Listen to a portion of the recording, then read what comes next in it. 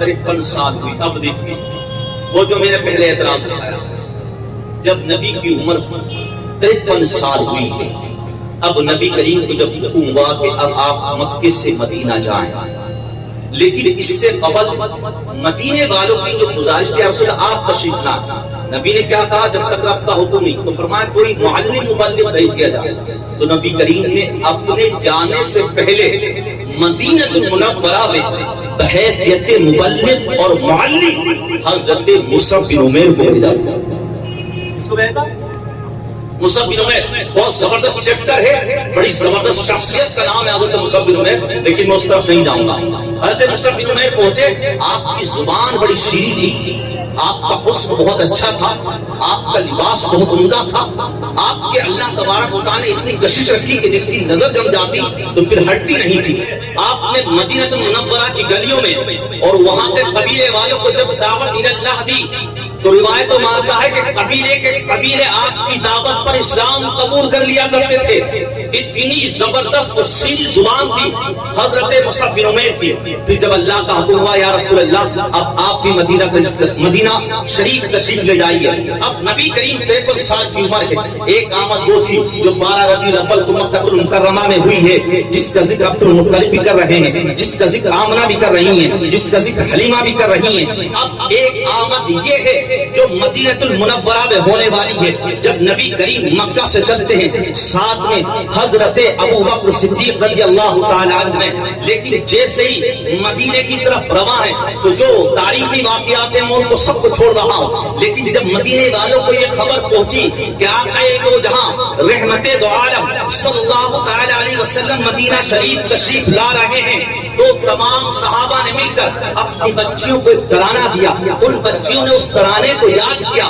اب ایک جگہ ہے ثنیات الوداع، وہ جگہ وہ ہے جو مدینے سے باہر ہے، جہاں پر ریسیو کرنے کے لیے مدینے والے جاتے تھے، اور کسی مہمان کو جب ڈراپ کرنا ہوتا، رخصت کرنا ہوتا تو یہ مدینے والے اسی وادی کے پاس جاتے. یہ مدینے سے باہر وادی کا نام ہے. وہاں پر تمام یہ شہزادیاں، یہ مدینے کی بچیاں، یہ مدینے کے مسلمانوں کی بچیاں یہاں اب جمع ہے. نبی کریم کی آمد ہو رہی ہے، ساتھ میں ابو بکر صدیق بھی ہیں. نبی کریم اپنی اونٹنی پر بیٹھے ہوئے ہیں.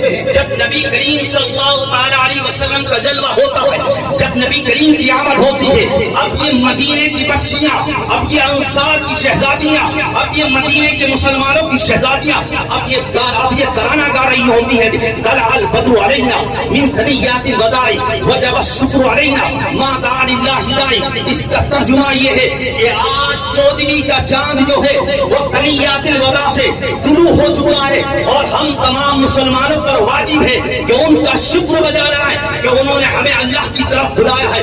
قسم خدا جب نبی کی آمد ہو رہی ہو تو نبی کی نعت پڑھنا یہ مدینے کے مسلمانوں کی بچیوں کی سنت ہے. جب نبی کی آمد ہوئی اب یہ بچیاں ترانہ گا رہی ہیں. اب صحابہ تمام جمع ہے، اس میں مہاجرین بھی ہیں، انصار بھی ہیں. یہ جگہ مدینے سے باہر ہے. نبی کریم کو تمام نے ریسیو کر لیا. یہ بالکل ایسا معاملہ ہے کہ جہاں تک گاڑی پہنچ سکتی ہے وہاں تک آپ سب پہنچ گئے، اپنے پیر کو آپ نے ریسیو کیا. لیکن جہاں تک پہنچنا ہے وہاں تک آپ سب لوگ اپنے پیر کو لے کر چلتے ہو. یہ قافلہ بن گیا، یہ جلوس بن گیا. نبی کریم کو مدینے سے باہر ثنیات الوداع میں ریسیو کیا گیا. وہاں پر صحابہ جمع اور تمام یہ شہزادیاں جمع جو ترانہ گا رہی ہیں، نبی کی نعت پڑھ رہی ہیں. نبی کریم جب مدینے کی گلیوں سے گزر رہے ہیں، یہ جلوس چل رہا ہے جس کا قبلہ رحمت دو عالم ہے، اور جس کے باراتی تمام صحابہ ہیں، جس میں انصار بھی ہے، مہاجرین بھی ہے. جب تک ایوب انصاری کا گھر نہیں آ جاتا ہے یہ اونٹنی رکتی نہیں ہے. معلوم ہوا جلوس کی شکل میں نبی کی آمد پر نکلنا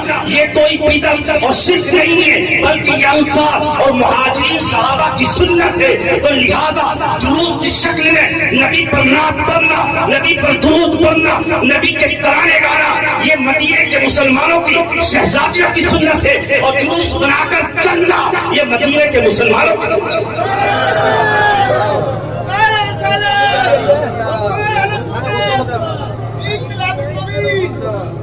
اب آپ خود سوچئے